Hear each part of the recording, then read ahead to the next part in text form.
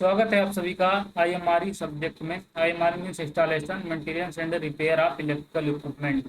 तो हम लोग पहला चैप्टर का ऑब्जेक्टिव टाइप क्वेश्चन देखें किस तरह से बन सकता है। तो पहला चैप्टर आपका टूल्स एंड एक्सेसरीज, औजार एवं सहायक उपकरण। तो आपका पहला क्वेश्चन जैसे ऑब्जेक्टिव टाइप का है, हैंड ऑपरेटेड औजार हैं। तो आपका ऑप्शन है वायर गेज, पेचकस, कॉन्टेक्टर, ऊर्जा मीटर। तो हैंड ऑपरेटर औजार वो होता है जो हाथ से पावर देते हैं, हाथ से पावर। तो इसमें पेचकस आपका जो है राइट आंसर है। अगला क्वेश्चन है शोल्डर आयरन होता है। आपका ऑप्शन है हस्त औजार, अनुरक्षण औजार, संतुलित औजार उपकरण, परीक्षण उपकरण। तो शोल्डर आयरन जो होता है अनुरक्षण उपकरण में आता है। तो आपका बी ऑप्शन राइट है यहाँ पे।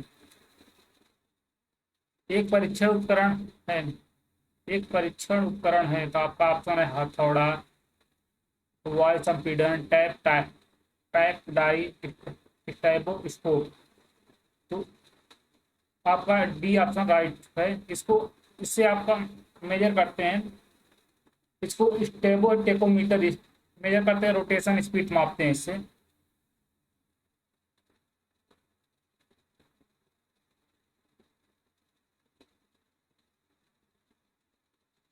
अगला क्वेश्चन है, अगला क्वेश्चन आपका एक संतुलित उपकरण है। तो आपका ऑप्शन है टैकोमीटर, बॉक्स, स्पाइनर, लैथ की नुकीली क्लैंप, मेगर। तो लैथ की नुकीली क्लैंप आपका राइट आंसर है। ये ऑप्शन राइट है।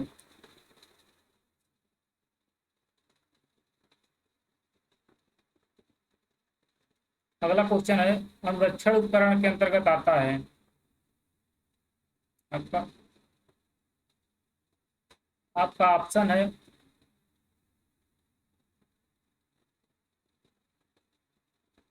आपका ऑप्शन है blue lamp, wire gauge, compressor, आला विभव। संरक्षण उपकरण के अंतर्गत मेंटेनेंस उपकरण के अंतर्गत सब आते हैं। तो आला विभव जिसमें आंसर आप राइट आंसर है। तो डी ऑप्शन आपका राइट है। अगला एक क्वेश्चन है रोटर को स्टेटर से निकालने के लिए कौन सा उपकरण यूज किया जाता है। तो आपका ऑप्शन है मेंटेनेंस उपकरण, संतुलन उपकरण, परीक्षण उपकरण, डी नन विभव। तो रोटर से स्टेटर को निकालने के लिए आपको मेंटेनेंस उपकरण यूज करते हैं। तो ये ऑप्शन राइट है आपका। इसी तरह अगला क्वेश्चन है स्क्रू ड्राइवर में कितने भाग होते हैं। तो स्क्रू ड्राइवर में आपके 4 भाग होते हैं। डी ऑप्शन राइट है।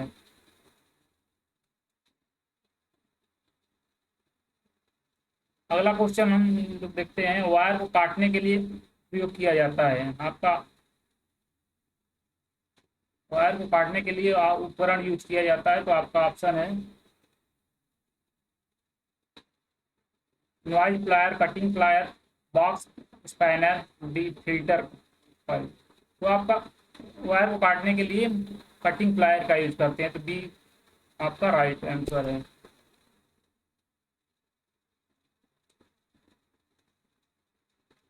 अगला क्वेश्चन है आपका आईएसआई का फुल फॉर्म क्या होता है। इंडियन इलेक्ट्रिसिटी रूल में आप लोग जितने इक्विपमेंट बने होते हैं इससे प्रमाणित होना चाहिए आईएसआई में।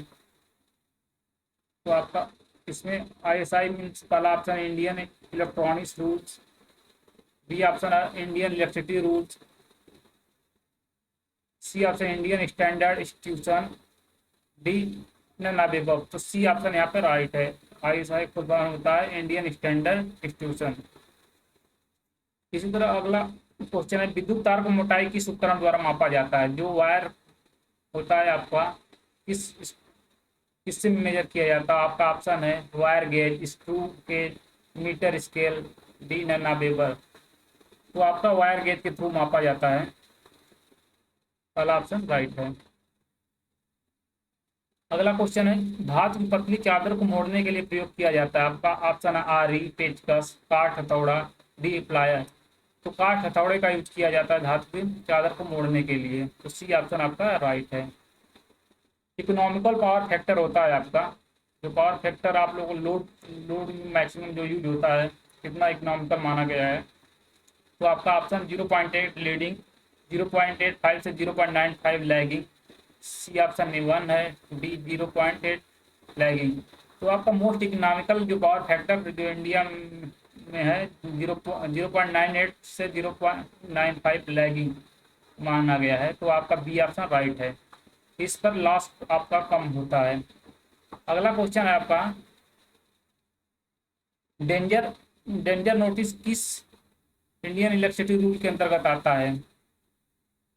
तो आपके ऑप्शन है, पहला ऑप्शन है rule 36, rule 33, rule C option rule 35, D option rule 35। तो 35 के अंतर्गत आता है, डी ऑप्शन राइट है आपका। अगला क्वेश्चन है, डेंजर प्लेट की हाइट कितनी होनी चाहिए? तो आपका ऑप्शन है 3 metre, B option 3.5 metre, C option 5 metre, D option 7 metre. तो आपकी डेंजर प्लेट की जो हाइट जो होती है 3.4 मीटर, बी ऑप्शन राइट है।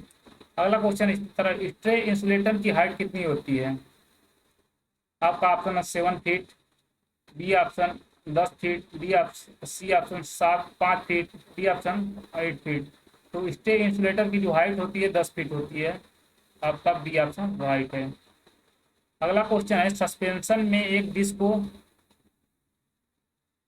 अगला क्वेश्चन, सस्पेंशन इंसुलेटर में एक डिस्क की वैल्यू जो होती है कितना होती है?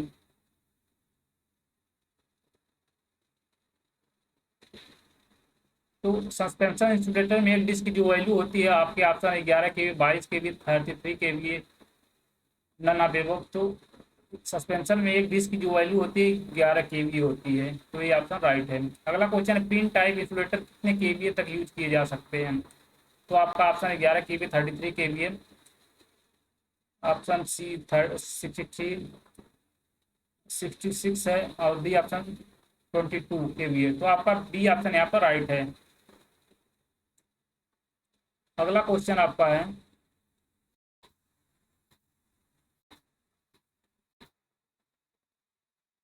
रेशियो और flash over voltage under puncture voltage is.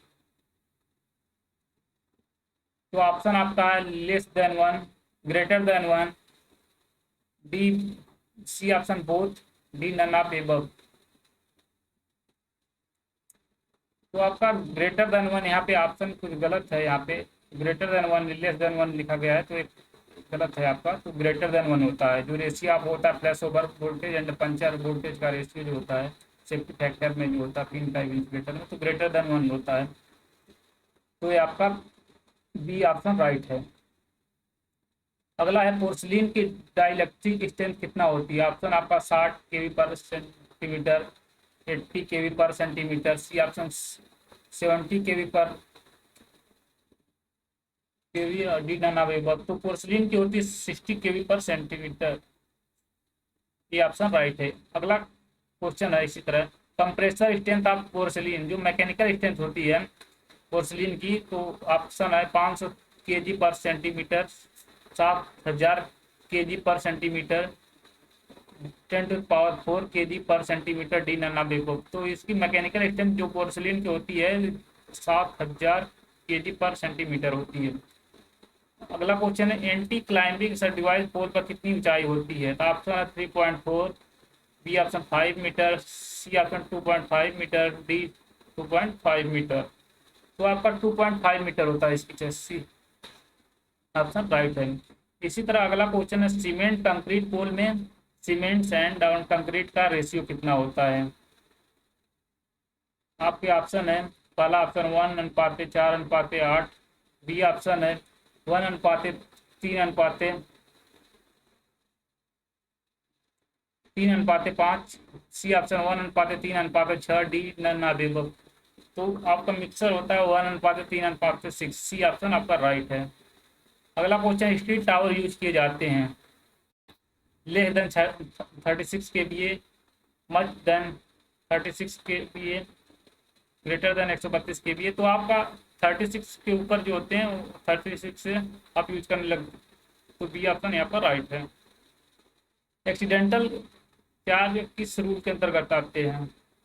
तो आपका इसमें आपका आर्टिकल किस के अंतर्गत आता? तो पहला है rule 40, rule 42, rule 55, D option है रूल 35। तो आपका 42 के अंतर्गत आता है, 20 ऑप्शन राइट है। इसी तरह अगला क्वेश्चन है, इंसुलेशन रजिस्टेंस मेजर किया जाता है। आपका ऑप्शन है ammeter, voltmeter, C option megger, D megger, D option हल। तो इंसुलेशन जो रेजिस्टेंस होता है मेगर से मापा जाता है, तो सी ऑप्शन राइट है। इसी तरह आप नेक्स्ट क्वेश्चन जो है, जो यहाँ पर डिफ्लेक्शन वोल्टेज वेरिएशन कितना हो सकता है, सप्लाई वोल्टेज वेरिएशन यहाँ पर लिख दीजिएगा।